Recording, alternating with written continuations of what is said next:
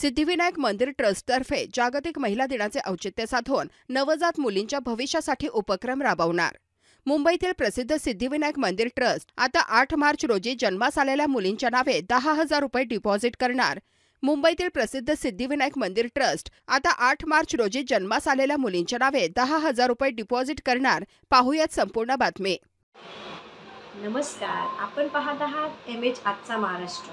आजची बातमी तशी आनंदाची आहे.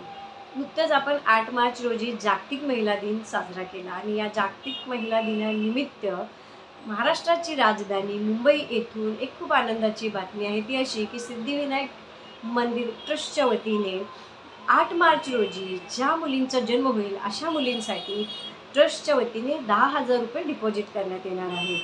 आणि या योजनेचं नाव असेल सिद्धिविनायक भाग्यलक्ष्मी योजना. खरं तर सिद्धिविनायक ट्रस्टचं MH आजचा महाराष्ट्र चॅनलच्या वतीने खूप खूप आभार व खूपच शुभेच्छा. त्यांना ही खूप सुंदर योजना त्यांनी मुलींसाठी सुरू केलेली आहे 8 मार्च जागतिक महिला दिनानिमित्त.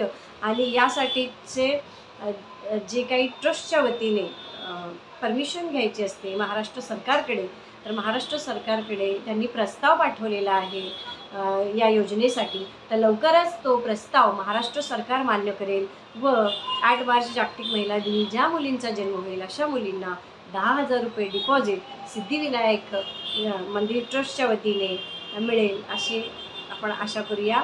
तूर्त तर धन्यवाद.